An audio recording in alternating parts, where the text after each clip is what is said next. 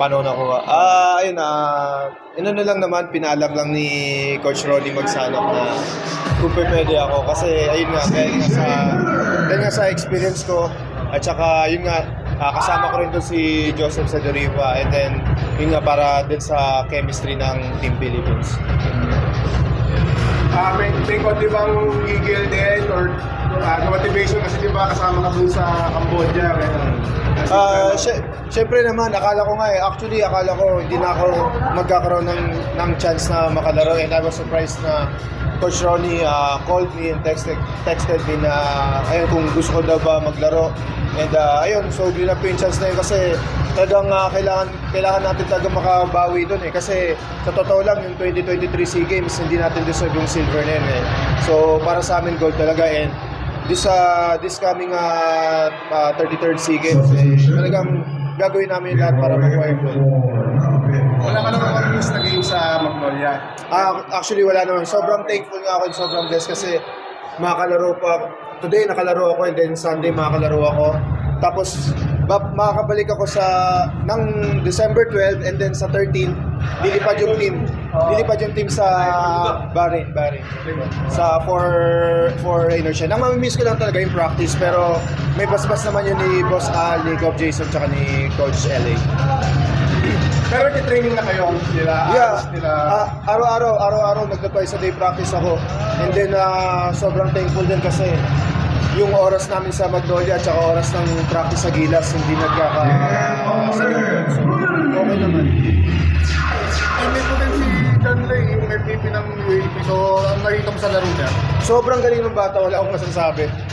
Ako, professional na ako, pero yung laro ng bata, I think he's ready. Pero siguro, he has to play pa for how many years pa sa UAP. Pero yung bata, sobrang galing. And then ako nga mismo nagugulat Akala ko ititira na niya, yung pa pala, sa akin pa pala. Mas mag-gulat ako, libre pala ako. Magaling talaga yung bata. So, yung MVP na award niya, deserve na talaga yun. Wala akong masabi sa bata, magaling talaga. Si Ange? Si Ange, sobrang laking bagay na. Ange is very vocal sa practice and showing his leadership, showing his being a champion sa Ateneo. So, kailangan natin yun sa Gilas 3x3, yung experience niya sa pagiging winner. So, ayun, yun yung magandang na ni Ange kasi yung leadership niya rin and then yung pagiging go hard niya sa practice and yun, ready siya. Kahit may nararamdaman siya, ready siya. Hindi ka naman kinalawang sa 3x3?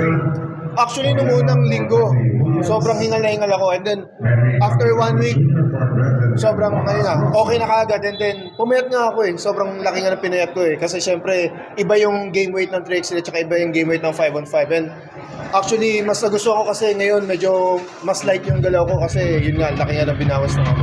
Maganda nga rin laro mo kanina. Yun nga, I'm just being ready lang. And I know how many games na hindi ako nagagamit, but ganun talaga being professional, ganun talaga. And sabi ko sa sarili ko, basta tawagin ako nito ni Coach LA, I'll be ready.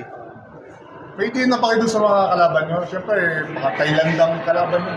Hindi, actually, Vietnam and Malaysia and Indonesia, dark horse siya mga yan. So, hindi natin pwedeng take sila lightly. So, ayun, tsaka yung Thailand and host sila yun dyan.